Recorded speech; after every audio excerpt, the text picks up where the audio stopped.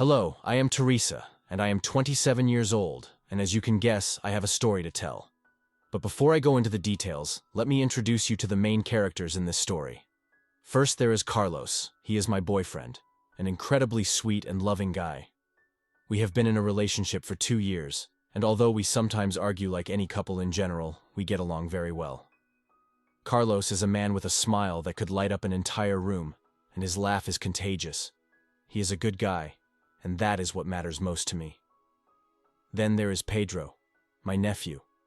He is 18 years old and is an intelligent and energetic young man. His mother, my sister, passed away a year ago, and since then he has stayed with me. I have taken on the responsibility of taking care of him, and although it can be a challenge at times, I want the best for him. Now let me tell you how their lives and the mine in a twist that I myself did not see coming. Carlos and I began our relationship with the typical excitement of any new couple. Everything was exciting, full of surprises and adventures. We fell madly in love, and for a while it was as if nothing else mattered. But over time, as it usually happens in any relationship, the novelty began to fade, the passion turned into comfort, and the initial spark began to dissipate. Do not get me wrong, Carlos is still fantastic, and I love him with all my heart. But we felt that something was missing, and the initial excitement was no longer as intense. We both worked hard, and our lives had become routine. Pedro, on the other hand, was a constant source of energy and fun. Despite his youth, he shared a special affinity with me. We laughed together. We shared secrets and had deep conversations. Often Carlos had that traveling for work, and during those absences Pedro and I spent time together.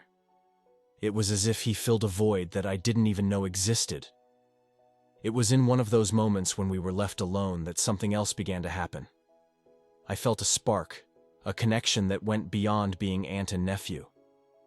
I noticed that Pedro also felt the same, by the way he looked at me with that intense and deep look that seemed to want to ask me for something. After that moment when I noticed Pedro's gaze, things began to change every time Carlos went to work and we were left alone at home. The atmosphere became more tense, more charged with something that I could not define with words. Pedro became more attentive and closer. Every time I bent down to pick something up, I turned around. I felt his gaze fixed on me. It was a sensation, intimidating, a chill that ran down my spine. And what disconcerted me even more was that I did not feel the need to take my eyes away from his. It seemed that every conversation, every interaction, had a different nuance. We laughed as before, but now the laughter was loaded with a hidden meaning of a connection that neither of us dared to explore openly. The most disconcerting thing was that Pedro no longer seemed like a child, but a man. His voice had a deeper tone, his body looked more defined, and his eyes were full of desire. How had it come to this? How could I be experiencing this forbidden attraction towards my own nephew? We approached and moved away from each other, or like two magnets that attract but with a crash. Inevitably, we tried to hide what was happening, knowing that it was wrong in every sense. Sometimes our conversations were. They became clumsy, and our silences awkward. The tension increased day by day. Sometimes our casual touches became more intimate. A touch that lasted longer than expected. A hug that lasted longer than necessary. We knew we were playing with fire and that this secret game could ruin our lives. But the attraction was irresistible when Carlos went to work, and Pedro and I were left alone at home. The tension increased. Every moment it became an opportunity for our moments to overflow. Even when I tried to ignore what was happening, I felt his eyes on me constantly. One of the things that disconcerted me the most was the feeling of being watched. While I slept in the afternoons when I went to bed, I felt that intense gaze that seemed to follow me. Even in my room, how could it be possible my nephew watched me while I slept? And then there was one time that marked a before and after in the house. I was in the shower, oblivious to the outside world, when suddenly the curtain was suddenly drawn. I stood paralyzed. And there was Pedro with a surprised expression on his face, as if he had entered by accident. "I'm sorry, Teresa. I didn't know you were here," he said quickly, retreating and closing the door behind him. But something in his look told me that it hadn't been an accident. It had been secretly planned to do it at the right moment. And that only increased, or the tension between us every time I spoke to Pedro. His eyes kept looking at me, and it wasn't just a look. It was a look full of desire, a look that made me feel like I was burning inside. It was like his eyes knew something that I myself was trying to ignore. Pedro spent more and more time talking to me. Our conversations became more and more heated and intimate. It was like he knew exactly what to say to keep me captive. My feelings towards Pedro became more and more confused on the one hand, and despite being my nephew, I felt an attraction towards him, a desire that consumed me. On the other hand, there was my boyfriend Carlos, to whom I had never been unfaithful. Sometimes I thought about putting an end to all this by talking to my nephew and ending everything once and for all. But I also had a desire inside that asked to continue something that made me continue in that dangerous game like that. So here we are moving forward in my story, and things are getting more complicated, more dangerous one day. While Carlos was at work, Pedro and I were alone at home.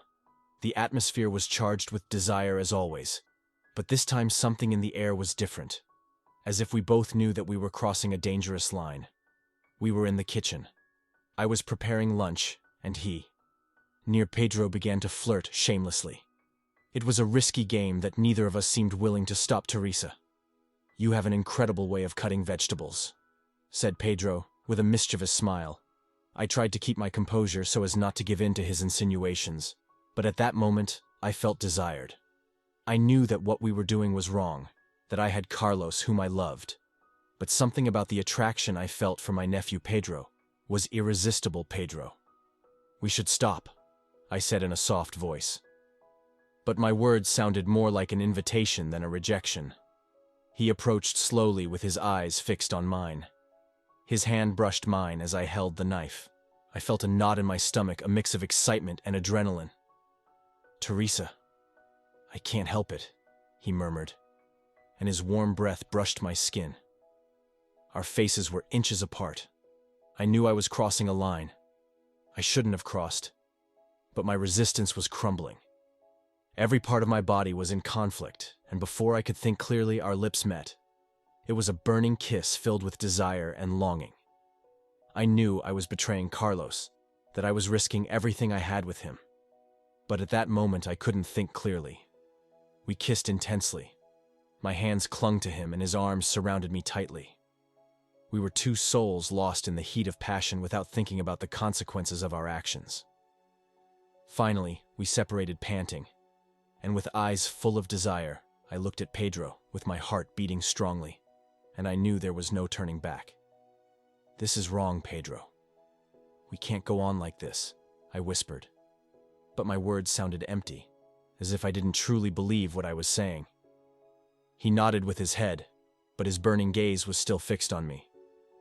"I know, Teresa, but I can't help it," and his voice trembled with the same intensity that we felt. That afternoon we moved away from each other, aware that we had crossed a limit from which there was no turning back. The tension in the air was even denser. The guilt weighed on us. But at the same time, the attraction kept us together like magnets. That night, when Carlos came home after a long day of work, everything seemed normal at first glance. The table was set, the food steaming, and the delicious aroma filled the small kitchen. Pedro and I were sitting at the table talking while we waited for Carlos to arrive. However, for me that night was not normal at all. There was something in the air, an invisible weight that dragged with it the tension of what had happened between my nephew and me. While I looked at my nephew, I tried to stay calm and hide any sign of nervousness. Pedro, for his part, was acting with the same naturalness, as if nothing had happened. Carlos arrived tired but with a smile on his face when he saw me, and his beloved nephew Pedro. Them three of us sat around the table and began to eat dinner. During the meal, Carlos shared anecdotes from his day at work, and I tried to participate in the conversation. Although my mind was somewhere else, every time I met Pedro's gaze, I felt a chill run through my body. There was something forbidden, exciting, and dangerous about what we were doing, and we were both aware of it. I struggled to maintain my composure, but my heart was beating wildly. Every time Carlos looked at us, my boyfriend, unaware of what was happening under our own roof, continued talking, laughing without suspecting anything to him. Pedro was like a younger brother, a child who needed care. And I couldn't imagine that my trust was breaking quietly. The dinner passed in an uncomfortable atmosphere with strange silences and forced laughter. Pedro and I were trapped in a web of secrets and desires that threatened to fall apart at any moment. We both wanted the dinner to end soon, so we could retire to our rooms and get away from that unsustainable tension. Finally, Carlos finished his dinner and got up from the table. "Okay guys, I'm exhausted. I'm going to bed early tonight," he announced as he headed to his room.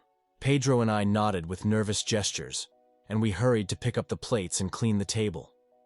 When we were alone in the kitchen, Pedro and I looked at each other with complicity. Knowing that this was the time to talk about what had been going on between us, I started washing the dishes, trying to find the right words to address the situation. Finally, Peter broke the ice. "Teresa, we need to talk about this," she said seriously. "We can't keep pretending like nothing is going on." I sighed and put down the plate I was washing. I turned to Peter with a look of anguish in my eyes. "I know, Peter. This is a mess. A big mess. I can't believe we've come this far." Peter walked over to me and took my hands. "Teresa, I know this is complicated, but we can't ignore what we feel for each other. We both knew it wouldn't be easy. There was a lot of games going on, and the consequences could be devastating, but we couldn't keep ignoring what was going on. The night had come to an end, but things were just. They began that night after the awkward dinner with Carlos and Pedro. I found myself in my room alone with my thoughts. The tension in the air still lingered, and my mind was full of conflicts and doubts. I lay down on the bed, staring at the ceiling as I tried to process everything that was happening in my life. My emotions were a mess. On one hand, I felt a little guilty for what had occurred between Pedro, and I knew that I was betraying the trust of Carlos, the man I loved and with whom I had shared these last few years. But on the other hand, I could not deny the intense attraction I felt for Pedro, a connection that had grown in an uncontrollable way. My thoughts turned to Carlos. I could not bear the idea of hurting him. The way I was doing, he trusted me, and I was betraying that trust in a way I could not even imagine. I wondered if someday I would discover the truth, if I would be able to forgive myself. Pedro also occupied my thoughts. He was my nephew, and even though he was no longer a child, the age difference between us made this attraction even more complicated. What was going on in his mind? How did I come to have this desire with my own nephew? I did not want to ruin his life or the relationship I had with Carlos. Then the next morning, Carlos had gone to work. Like every day, I was lying on my side, feeling the warmth of the sheets enveloping me, when suddenly some soft hands hugged me gently. My first reaction was to think that it was Carlos, my boyfriend, who had unexpectedly returned from work. But when I turned my head to look, I found the intense eyes of Pedro, my nephew, a few centimeters from mine. The surprise invaded me, and for instantly, I didn't know how to react. My heartbeats accelerated, and my mind was trapped and full of emotions. I wanted to tell Pedro to get out of my bed, that this was wrong and inappropriate. But something inside me resisted a tension charged with desire that floated in the air, and we both seemed to be under the spell of an attraction that was impossible to ignore. Pedro slowly approached, and his lips met mine in a soft but intense kiss. It was like an electric spark that ignited the passion in both of us. Words were unnecessary at that moment. Our mouths spoke the language of desire that we had been holding back for a long time. What began with a kiss quickly became a wild desire. We let ourselves be carried away by the tide of our emotions, and our inhibitions vanished. Our bodies came even closer, and I felt overwhelmed by the intensity of the moment. The room seemed smaller. Time stretched, and only Pedro and I existed in that moment. Passion consumed us, and our bodies intertwined in a frenzy of desire. Each caress, each kiss, was a silent cry of need and longing. During that instant, we stopped being Teresa and Pedro, aunt and nephew, and became two souls lost in a sea of passion. The voice of reason tried to make its way into my mind, remembering me what was at stake, the betrayal we were committing and the damage this could cause. but the burning desire that burned between us was overwhelming, and reason faded in the heat of the moment. Finally, when the fire of passion died out and our bodies parted, we were left exhausted and breathless. I stared at the ceiling, trying to understand what had happened. The room was charged with an awkward silence, and we were both aware that we had crossed a line we should never have crossed. Pedro interrupted him with a look of guilt and disappointment in his eyes. He whispered my name in a tone barely audible, as if I was going, "Sorry" or something.